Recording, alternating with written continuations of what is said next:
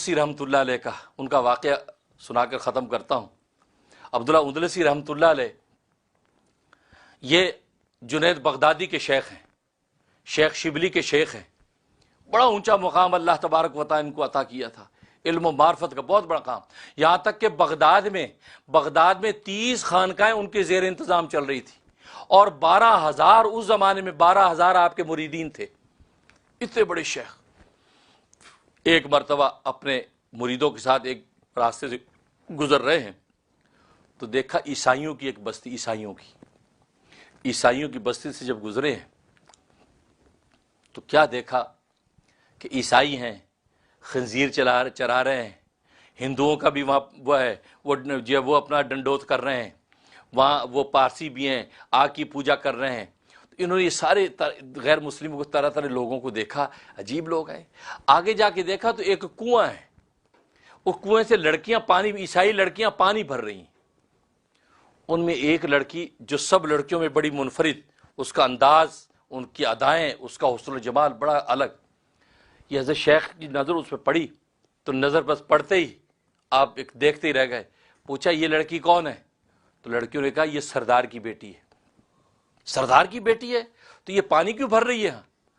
کہا کہ سردار بہت عقل مند سمجھدار ہے، وہ اس نے باوجود اس کے کہ اس کو پانی بھرنے کی ضرورت نہیں، یہ ہم لوگوں کے ساتھ پانی بھرواتا ہے تاکہ اس کے جو فطری اخلاق برباد نہ ہوں، کیونکہ اگلے گھر میں جب جائے گی شوہر کے، وہاں پانی بھی بھرنا پڑے گا، وہاں جھاڑو پوچھا بھی کرنا پڑے گا، اس لیے سردار نے اپنی سرداری میں نہیں رکھا، اس کو سارے وہ کام کرائے جو عام لڑکیاں کرتی ہیں، لیکن خیر سردار کی لڑکی۔ حضرت جب اس کو دیکھا تو حضرت بیٹھ گئے، خاموش ہو گئے۔ اب مریدین بات کر چپ، 3 دن تک حضرت خاموش، بات ہی نہیں کر رہے، بات ہی نہیں۔ تو شیخ شبلی نے کہا حضرت چلیے، چپ، کہا کہ تم لوگ جاؤ۔ نماز کے بعد نماز پڑھتے تھے، اس کے بعد پھر بیٹھ جاتے خاموش، کوئی بات نہیں۔ اسی طریقے سے 3 دن ہو گئے، مریدین پریشان، بار بار درخواستیں کرے، حضرت کہا چلے جاؤ، یہاں سے چلے جاؤ۔ یہ روتے دھوتے بیچارے بغداد آئے۔ جب وہاں پہنچے، وہاں بغداد میں بتایا کہ شیخ کی تو یہ حالت ہو گئی، اور شیخ یہ کہہ رہے ہیں کہ اب اس لڑکی کے بغیر میں یہاں سے جا ہی نہیں سکتا، اس کی محبت و عشق میرے قلب پر ایسا غالب ہو چکا ہے، اب میں اس کو نہیں چھوڑ سکتا، تم کو چھوڑ دوں گا، تم جاؤ۔ اب وہ جب وہاں اطلاع کی تو بغداد میں کوہرام مچ گیا، لوگ جناب دھاڑے مار مار کے رونے لگے کہ یہ کیا ماجرا ہو گیا۔ اب وہاں دعائیں کر رہے ہیں کہ یا اللہ ہمارے شیخ پر کون سی آفت مصیبت آ گئی، ہمارے شیخ کی حفاظت فرما، دعائیں کر رہے ہیں۔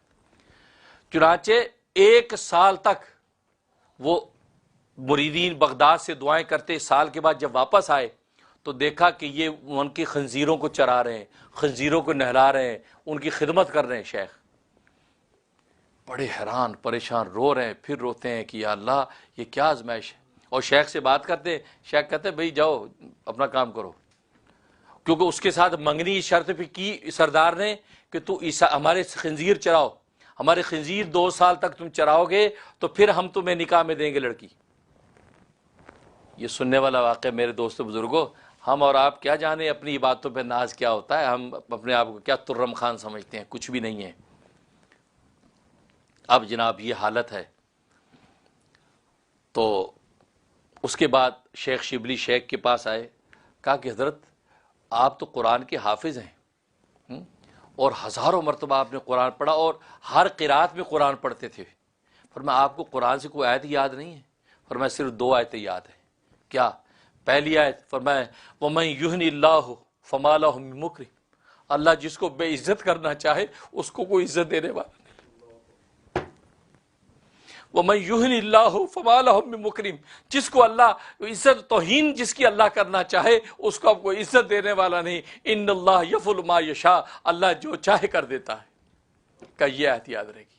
اور دوسری فرمایا، دوسری آیت وَمَن يَتَبَدَّلِ الْكُفْرَ بِالْإِيمَانِ فَقَدْ ضَلَّ سَوَاءَ السَّبِيلِ، جس نے ایمان کے بدلے میں کفر لے لیا، کفر اختیار کر لیا، بس وہ گمراہی کے راستے پر پڑا۔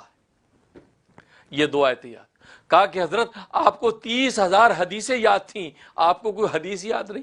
کہا کہ صرف ایک حدیث یاد ہے۔ کیا؟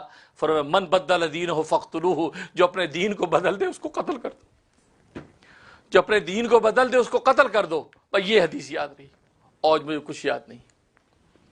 بڑے پریشان ہوئے، دعائیں کر رہے۔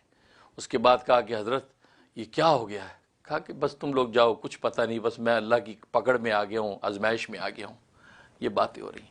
اب یہ دعائیں کر رہے ہیں، حضرت بھی رو رہے ہیں، یہ بھی رو رہے ہیں، اتنا روئے کہ زمین تر ہو گئی، آنسو زمین پہ بہنے لگ گئے، ہزاروں مریض بیٹھے رو رہے ہیں، حضرت بھی رو رہے ہیں، اور دعائیں کر یا اللہ توبہ قبول کر لے ہمارے شیخ کی توبہ قبول کر لے، کیا آزمائش آ گئی۔ اب یہ کرنے کے بعد یہ مایوس وہاں سے اٹھے، یہ سینکڑوں مرید وہاں سے اٹھے واپس بغداد جانے کے لیے۔ شیخ شبلی فرماتے ہیں ہم واپس آ رہے ہیں کہ سامنے عجیب نظارہ دیکھا کہ سامنے نہر میں سے حضرت نہانے کے بعد نہر سے نکل رہے ہیں، ہم سے سامنے نہر ہے، اس نہر میں سے شیخ نکل رہے ہیں، شیخ اندلسی نکل رہے ہیں غسل کر کے، اور فرمایا ایک کپڑا دو مجھے، میں نے نماز پڑھنی ہے۔ کپڑا دیا، نماز پڑھی اور نماز پڑھ کے فارغ ہوئے۔ ہماری کہ تو خوشی کا ٹھکانہ نہیں کہ یہ ایک دم کیا ماجرا ہوا، حضرت شیخ تو بالکل سب کچھ چھوڑ چھاڑ کے آ گئے۔ کہا کہ حضرت سب خیریت ہے، کیا ہوا؟ کہا کہ اللہ تبارک و تعالیٰ نے میری دعا اور توبہ کو قبول کر لیا، میری دعا اور توبہ کو قبول کر لیا۔ کہا کہ اچھا حضرت کیا ماجرا ہوا، معاملہ کیا ہوا؟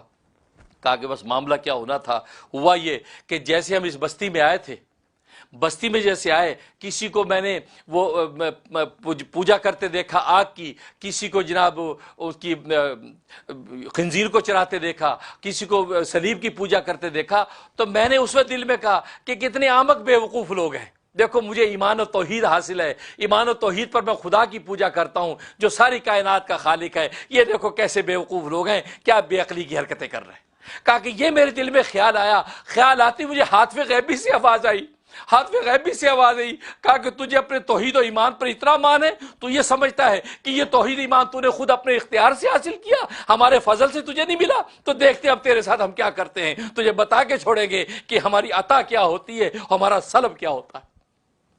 اسی وقت مجھ پہ خوف طاری ہو گیا کہ لگتا ہے کہ بس اب اللہ کی میں پکڑ میں آ گیا ہوں، اللہ کوئی عجب میرا پسند نہیں آیا۔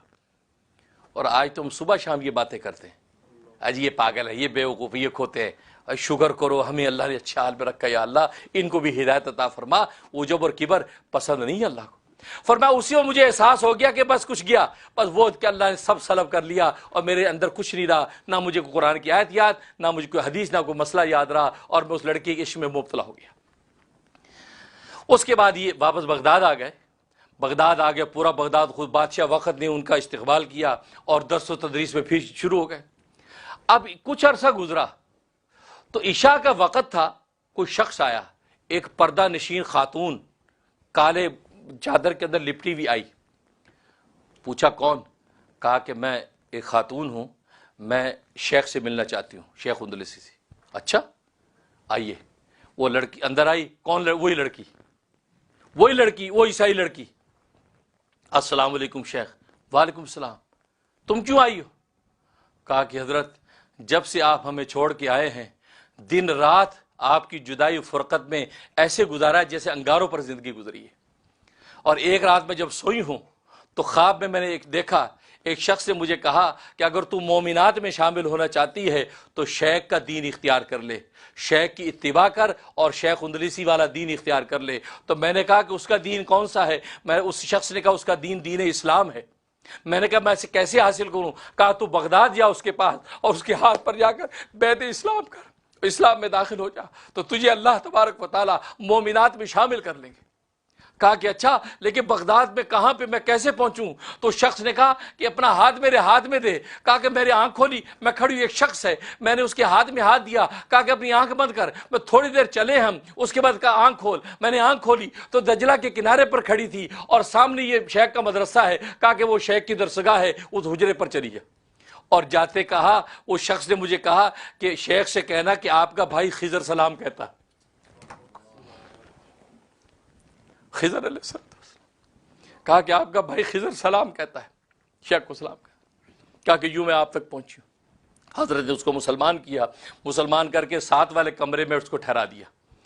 کہا کہ بس وہاں تو اللہ اللہ کر۔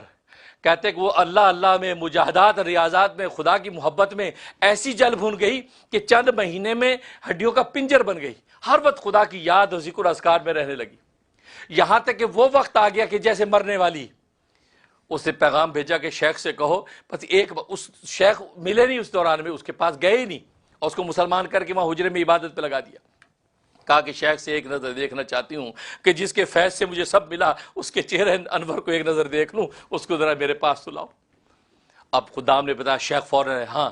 کہا کہ بس میں آپ کا شکریہ کرنا چاہتی ہوں کہ آپ نے مجھے اس مقام میں جو ہدایت پر پہنچایا اور آپ کی فیض سے میں یہاں پر پہنچی ہوں. تو جناب وہ یہ گفتگو کی اور اس کے بعد وہ خاموش ہو گئی. حضرت فرمایا کہ بھائی اب دنیا کے اندر تو ہماری ملاقات نہیں ہو سکتی, انشاءاللہ ان قریب ہم جنت میں اکٹھے ہوں گے. شیخ نے یہ بات کہی. بس تھوڑی دیر کے بعد اس کی روح پرواز کر گئی, وہ لڑکی فوت ہو گئی, اس کی تدفین کر دی.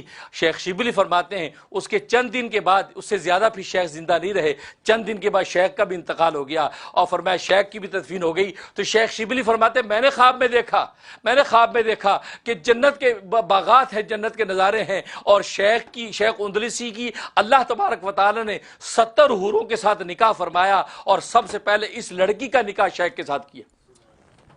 فرمایا شیخ نے کہا کہ میں اب خوش ہوں, اللہ تبارک و تعالی نے حلال اور جائز طریقے سے جنت کے اندر اللہ تبارک و تعالی نے مجھے یہ تحفہ عطا فرما دیا جو دنیا میں اللہ سے میں نے مانگا تھا اور وہ میں عجب کیا تھا, اس عجب کی سزا اللہ تبارک و تعالی مجھے دی, لیکن جنت میں اللہ تبارک و تعالی مجھے نعمت عطا کر دی.